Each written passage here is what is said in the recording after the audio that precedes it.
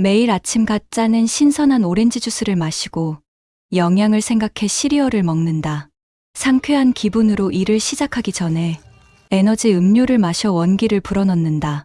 근육을 만들기 위해 단백질 보충제를 섭취한다. 칼로리를 고려해 지방이 많은 음식을 늘 삼가왔다면 지금까지 당신의 식사는 잘못됐습니다. 건강에 좋은 일을 하고 있다는 생각에 가슴이 뿌듯하다면 이런 생각을 하는 과학적 근거는 무엇일까요? 가짜 냈으니 건강에 좋을 것이다라는 설명만으로는 근거가 부족합니다. 과연 그 주스 안에 얼마나 많은 당이 들어있는지 알고 있을까요?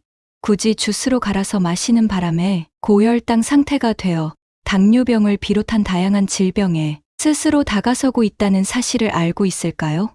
자칭 건강에 신경 쓰는 직장인들이 갖고 있는 이런 습관은 그야말로 병에 걸리기 위한 노력이라 해도 무방할 정도입니다. 솔직히 직장인 대다수가 업무에서는 뛰어난 능력을 발휘하지만 자기 입에 들어가는 음식에 대해서는 매우 무지하다 하겠습니다. 잇따라 등장하는 갖가지 다이어트 식단이나 유행하는 최신 식사법은 인체의 메커니즘을 무시하거나 의학적으로 근거 없는 속설, 자기만족의 주관적인 건강법, 일부의 효능을 확대 해석하는 비과학적 식사법도 적지 않습니다. 흔히 균형 잡힌 식사를 해야 한다고 입버릇처럼 말하지만 무엇이 균형 잡힌 식사인지 대다수 사람들은 알지 못합니다. 도대체 무엇이 올바른 식사법일까요?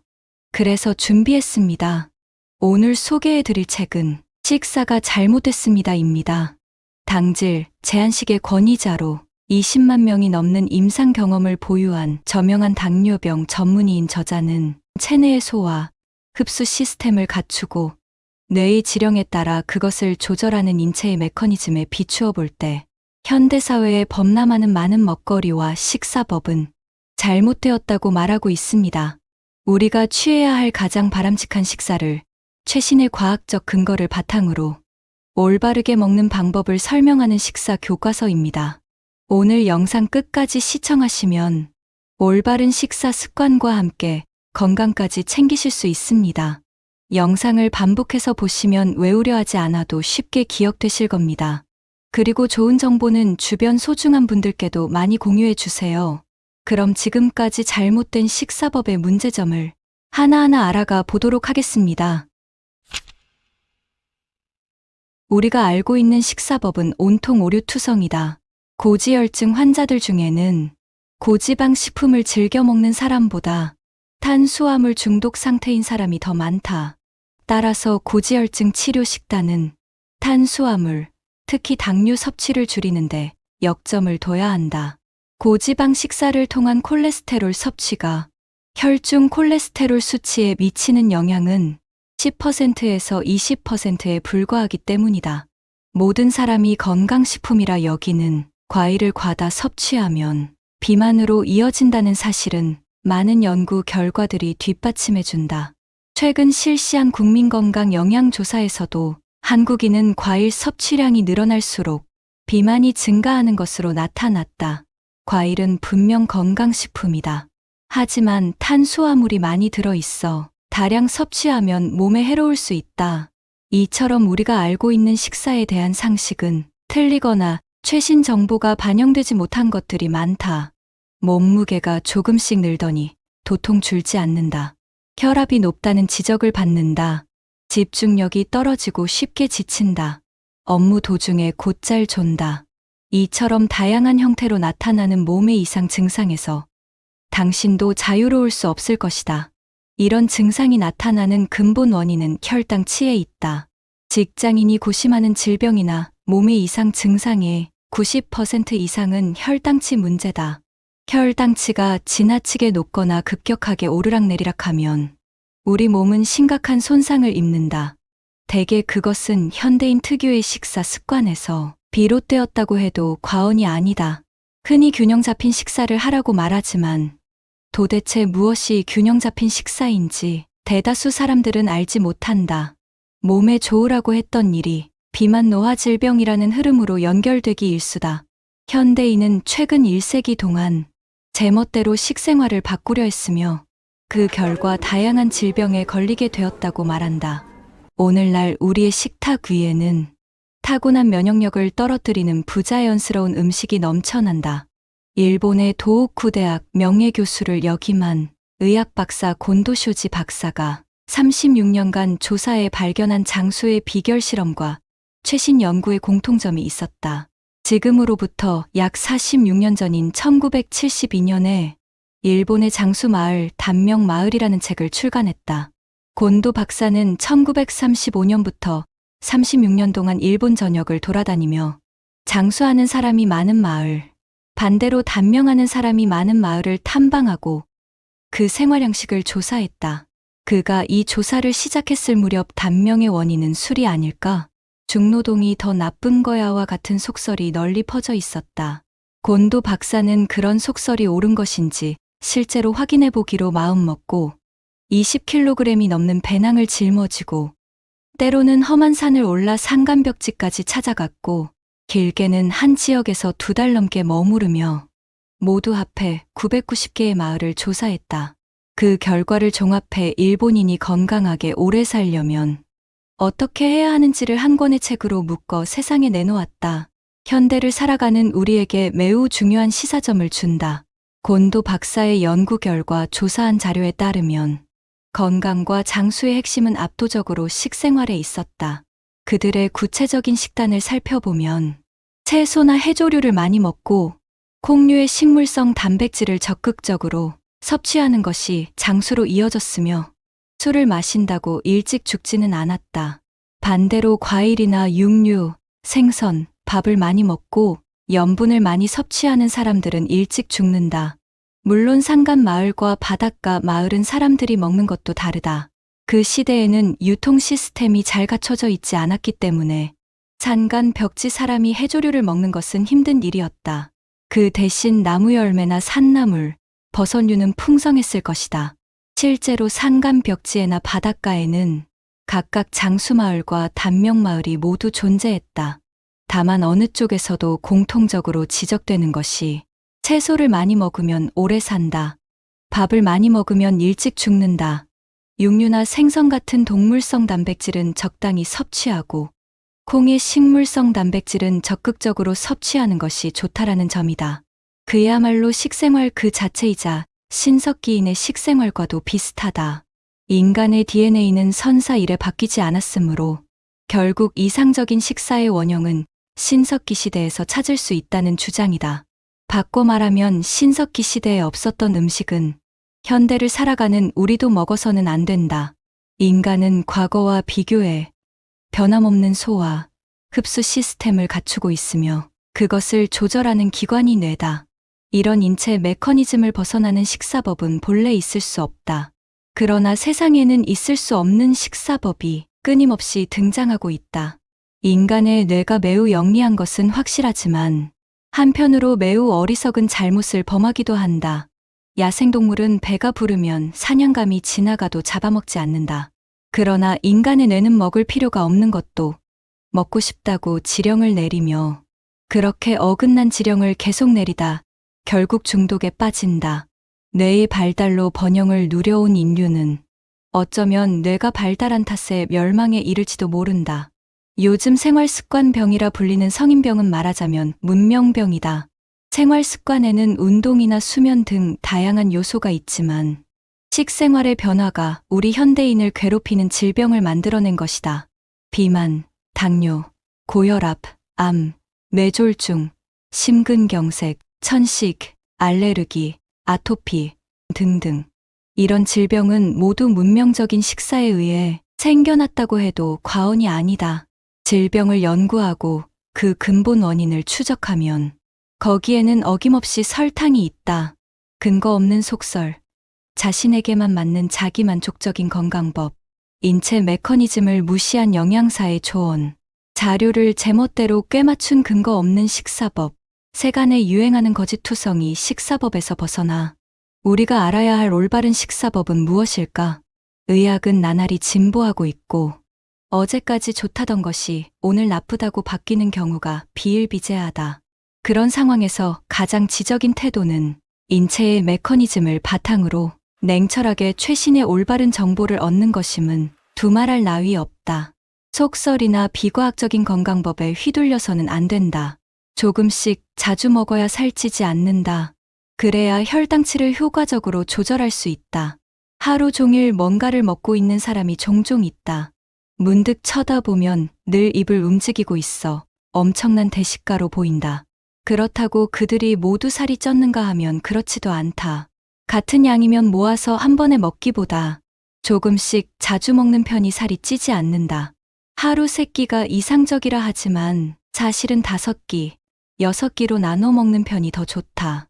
중요한 것은 공복에 탄수화물을 왕창 섭취하지 않는 일이다. 배가 고프다고 라면을 곱빼기로 먹는다면 그야말로 최악이다. 공복감이 느껴지면 적절한 양의 식품을 섭취해 혈당치가 지나치게 올라가지 않도록 조절해야 한다. 이것이 바로 지적인 직장인의 식사법이다. 하루 3끼 식사 시간 외에 조금씩 자주 먹는 지식과 기술을 익히자. 오랜 세월 비만의 원흉으로 지방이 지목되어 왔다. 하지만 의학적으로 밝혀진 바에 따르면 진짜 범인은 탄수화물이다.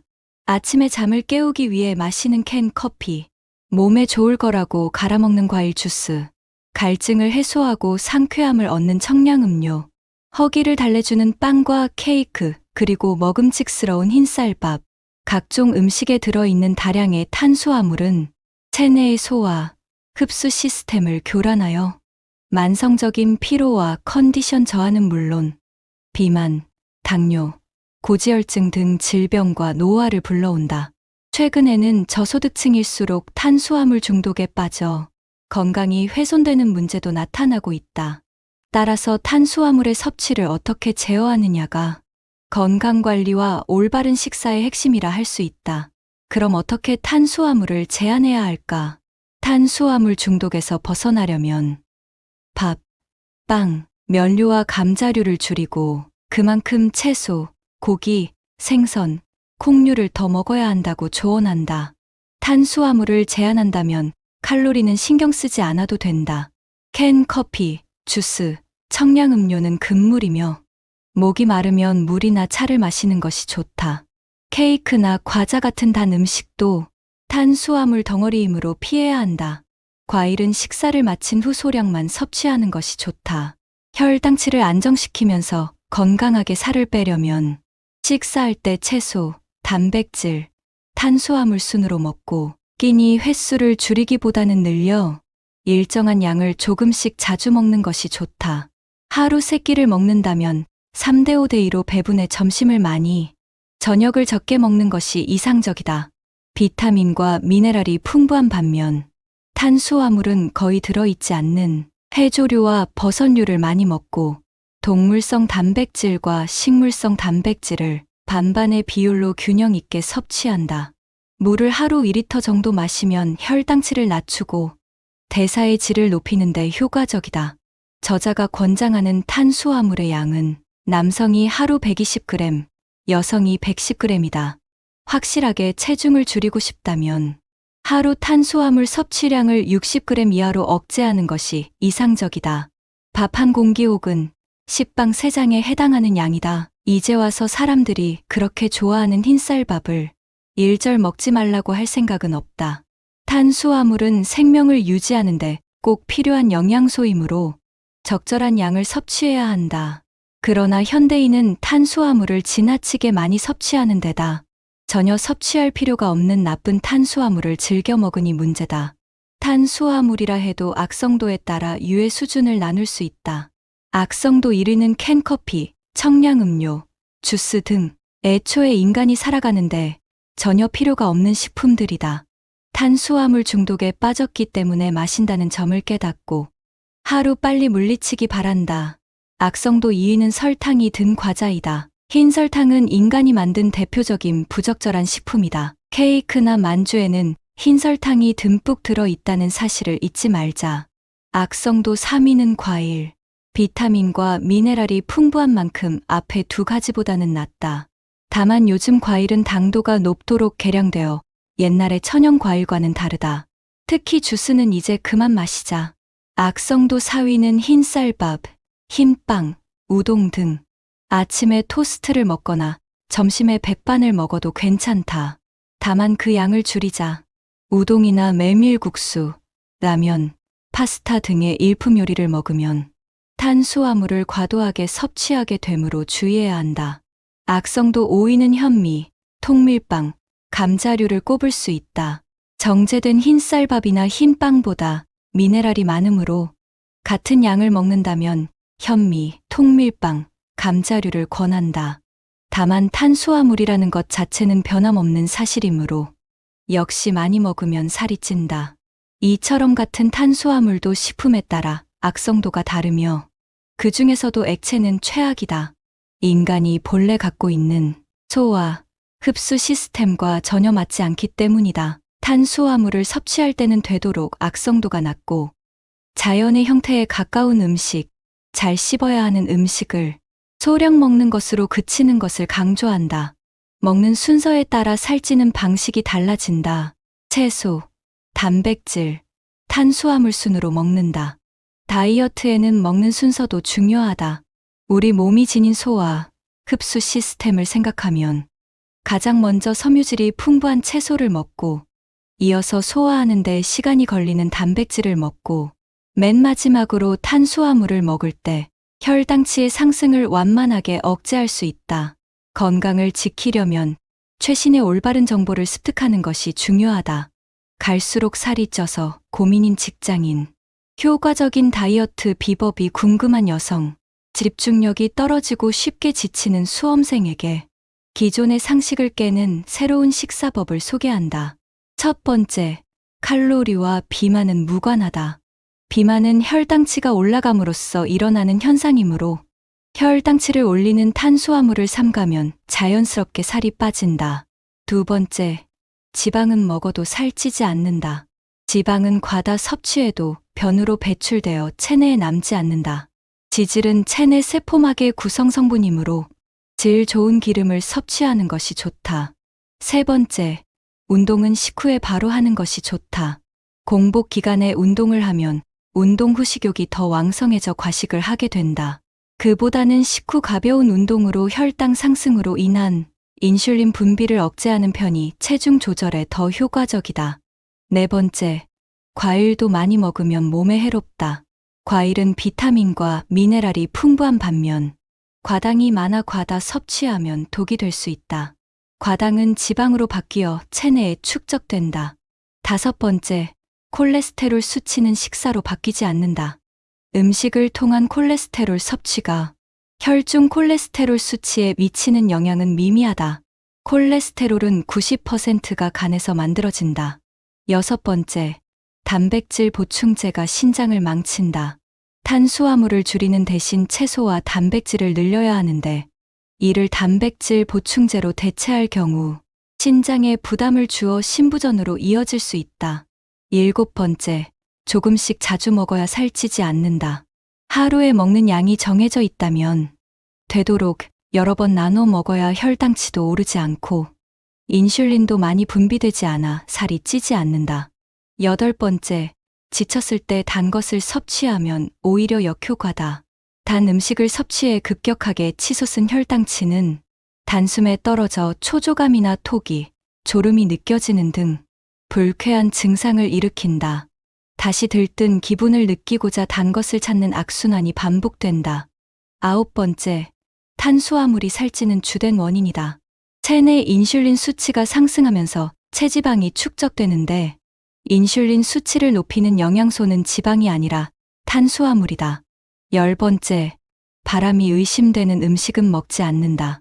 건강식으로 주목받고 있는 코코넛유나 햄, 소시지, 베이컨 등의 가공육도 세계보건기구에 의해 발암성이 있다고 발표되었다. 다음으로는 몸에 좋은 음식 10가지를 추천한다. 첫 번째, 혈당치 상승을 억제하는 효과가 있는 올리브유. 두 번째, 비타민과 미네랄, 식이섬유, 불포화 지방산이 풍부한 견과류. 세 번째, 항산화 작용과 혈당치 저하 효능이 있는 와인. 네 번째, 카카오 함유량이 70% 이상인 초콜릿. 다섯 번째, 완벽한 식품이라 할 수 있는 콩류. 여섯 번째, 양질의 단백질을 제공하는 치즈. 7번째, 폴리페놀의 일종인 안토시아닌이 풍부한 블루베리. 8번째, 당뇨 발병을 억제하는 효과가 있다고 판명된 간 내린 커피. 9번째, 혈당 치저하와 피로 회복에 좋은 식초. 10번째, 가열하지 않은 생선이나 채소 같은 날것의 음식을 들 수 있다. 운동이 아니라 식사를 조절한다. 운동으로 뺄 수 있는 체중에는 한계가 있다. 살을 빼기 위해 달리기를 한다는 직장인이 많다. 직장에 나가 일하는 것만으로도 피곤한데 달리기까지 하다니 고생이 이만저만이 아니다. 그러나 정말로 다이어트를 생각한다면 운동을 하기보다 식생활을 바꿔야 한다. 운동으로 뺄 수 있는 체중은 얼마 되지 않으니 그다지 효율적이라 할 수 없다. 애초에 많은 사람이 이렇게까지 식사보다 운동으로 체중을 줄이고 싶어하는 이유는 모르는 바가 아니다. 식욕을 이기지 못하기 때문이다. 특히 남성은 배를 비워둘 바에는 차라리 힘든 운동을 참는 편이 낫다고 생각하는 사람이 많다. 그러나 그런 사고 구조에 빠지는 것은 한마디로 올바른 지식이 부족하기 때문이다. 다이어트를 위해 칼로리를 제한하는 것은 쓸모없는 일이다. 탄수화물을 제한하기만 한다면 공복을 참을 필요가 전혀 없다. 그러나 스포츠 음료 회사의 인스타그램에서 운동을 하지 않고 식사 조절만으로도 근육이 빠진다며 꼬드기는데 넘어가는 사람이 적지 않다. 운동을 하면 근육이 붙는다는 말은 사실이다. 그러나 식사를 제한하여 살을 빼면 근육이 빠진다라는 말은 거짓이다. 앞서 설명했듯이 식사로 탄수화물을 제한하면 일단 글리코겐이 모두 사용된 후에 지방이 연소되기 때문이다. 몸속 지방세포에 축적된 중성 지방이 전부 사용되고 나서야 비로소 우리는 근육의 단백질에서 에너지를 얻게 된다. 즉, 근육이 빠지는 것이다. 운동선수도 아닌데 줄곧 혹독한 훈련을 계속할 수 있는 사람이 얼마나 되겠는가? 70세가 넘어서도 계속할 수 있을까? 텔레비전 광고에 등장하는 예전에는 뚱뚱했지만 엄청난 운동으로 놀랄 만큼 살이 빠지고 근육이 잡힌 유명인은 그 몸매를 계속 유지할 수 있을까? 멋진 몸을 만들고 싶다는 생각에서 근육 훈련에 열중하는 것은 나쁜 일이 아니다. 그러나 그것을 다이어트나 건강 다지기와 연결시켜서는 안 된다. 이도 저도 아닌 어중간한 일석이조는 포기하고 올바른 식사법을 익히는 것을 최우선으로 생각해야 한다. 일정한 양을 여러 번 나눠 먹는다. 조금씩 자주 먹으면 살찌지 않는 이유. 먹는 횟수에 따라서도 비만의 정도가 달라진다. 하루에 먹는 양이 정해져 있다면 그것을 되도록 여러 번 나눠 먹어야 혈당치도 크게 오르지 않고 인슐린도 많이 분비되지 않아 살이 찌지 않는다. 살찌는 주된 원인인 탄수화물에 대해 생각하기 위해 다소 극단적인 사례를 들어보자. 하루에 6개의 주먹밥을 먹었다고 하자. 이때 공복 상태에서 3개씩 2차례에 걸쳐 나눠 먹는 것보다 2시간마다 1개씩 6차례 12시간에 걸쳐 먹는 쪽이 살이 덜 찐다. 요즘 식사 횟수를 줄이는 사람이 늘고 있지만 하루 3끼를 2끼로 줄였더니 살이 빠졌다라는 사람이 있다면 그것은 결과적으로 하루에 먹는 음식의 총량이 줄었기 때문이다. 하루에 먹는 음식의 총량을 줄이면 당연히 다이어트가 된다. 그러나 먹는 양을 줄일 수 있는 사람이라면 더 현명하게 행동할 수 있지 않을까? 즉 2차례로 나눠 먹는 음식의 총량을 3차례 이상으로 나눈다면 살은 더 많이 빠질 것이다. 살만 빠지는 것이 아니라 혈당치가 안정됨으로써 업무의 효율도 높아질 것이다. 참고로 아침을 걸렀더니 몸 상태가 좋아졌다라는 사람도 있는데 그런 사람은 대개 밤늦게 잔뜩 먹는다. 전날 먹은 것이 소화되지 않고 남아있는 상태에서 억지로 아침을 먹으면 당연히 속이 거북할 것이다. 그런 사람은 대개 다음과 같은 악순환에 빠져 있다. 아침을 거른 탓에 점심에는 배가 고프다. 공복에 점심을 배부르도록 먹는다. 점심에 먹은 것이 소화되지 않아 저녁이 늦어진다. 다음 날 위가 부대껴 아침을 거른다. 이런 방식으로 식생활이 이루어지면 업무 성과도 당연히 떨어진다. 그런데도 아침 식사를 거름으로써 몸 상태가 좋아졌다고 느낀다면 그야말로 본말전도다. 일시적으로 위가 가뿐해졌을 뿐 실제로는 혈당치가 오르락내리락하는 현상이 일어난다. 서둘러 성과를 얻으려 하는 직장인은 자칫 극단적인 방법을 쓰기 쉽다. 개 중에는 요즘 살이 쪘으니 단식을 해야겠다는 사람도 있을 것이다. 확실히 단식한 직후에는 체중이 줄어든다. 그러나 혈당치가 급격히 변동하므로 장기적으로 볼 때 건강에 좋지 않고 오히려 살이 찌기 쉬운 몸이 되고 만다. 이슬람교도들은 라마단 기간으로 매년 6월 상순에서 7월 상순의 한 달간 일출부터 일몰까지 금식하며 신의 은혜에 감사한다는 의미에서 낮 동안은 일절 식사를 하지 않고 허기를 견디다가 해가 지고 나면 낮 동안 못 먹은 양만큼 많이 먹는다. 게다가 그들은 술을 마시지 않고 단 것을 매우 좋아한다. 이처럼 공복에 탄수화물을 마구 먹는 행동을 되풀이하기 때문에 이슬람교도들은 비만과 당뇨병을 앓는 사람이 매우 많다. 매일의 식생활에서 되도록 혈당치의 변동폭을 적게 하는 것이 중요하다. 특히 허기폭식은 비만 노화 질병의 근원이므로 조금씩 자주 먹어야 한다는 사실을 명심하자. 서양에는 아침은 왕처럼, 점심은 귀족처럼, 저녁은 거지처럼 먹어라라는 말이 있다. 하루의 활동을 준비하는 아침 식사에서 많은 영양을 섭취하고 남은 일이 자는 것뿐인 저녁 식사는 가볍게 끝내라는 의미로 매우 논리적인 말이라 할 수 있다. 그러나 접대 등이 있는 직장인에게 이런 식생활은 쉽지 않다. 그렇더라도 탄수화물만큼은 이 말을 따랐으면 좋겠다. 밤에는 탄수화물을 일절 먹지 않겠다라고 마음먹고 그 결심을 실천에 옮기기 바란다. 그렇다고 아침이나 점심에는 왕이나 귀족처럼 탄수화물을 섭취해도 된다는 말이 아니라 밤이 가까울수록 엄격하게 탄수화물을 제한해야 한다는 뜻이다. 밤에 회식 등이 있을 때는 밥이나 달콤한 후식 따위는 못 본 채 하자. 병에 걸리지 않는 식사법. 위장에 칠알만 채우면 장수한다. 기아 상태에서 장수 유전자가 살아난다. 미국에서는 히말라야 원숭이를 이용해 장수에 관한 여러 가지 실험을 하고 있다. 인간을 실험 대상으로 삼는 것이 윤리적으로 불가능하기 때문에 인간에 가까운 원숭이를 이용한다. 그 결과 배가 부를 때보다 칼로리를 30% 줄인 기아 상태에 가까울 때 장수 유전자가 활성화된다는 사실이 밝혀졌다. 특히 탄수화물은 에너지원으로서 생명유지에 꼭 필요한 성분이다. 그래서 되도록 아껴 쓰는 것이 생명체의 기본 구조이며 그것이 조금밖에 들어오지 않는 상황에 처하자 본래 지닌 생명력이 되살아난 것으로 보인다. 지금까지 거듭 말했듯이 공복에 이것저것 먹는 것은 최악이지만 한편으로 언제나 만복이어서도 안 된다. 장수 유전자가 활성화되려면 반드시 배가 70%쯤 찼을 때 식사를 끝내고 혈당치가 기준치 안에서 안정되도록 관리해야 한다.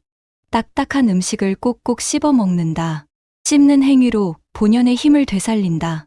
80세 이상 노인 중 치아가 20개 이상 남아있는 사람이 반수가 넘었다는 뉴스를 봤다. 1999년의 조사에서는 그 비율이 15%에 불과했다고 하니 계몽운동에 효과가 있었던 모양이다.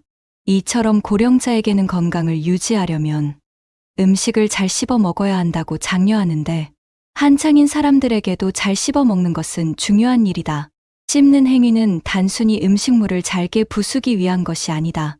씹어서 먹음으로써 뇌에서 다양한 지령이 내려져 위와 췌장 등 소화, 흡수에 관련된 모든 장기가 몸으로 들어오는 음식물을 맞이할 채비를 하고 일련의 작업을 멋들어지게 해치우는 것이다.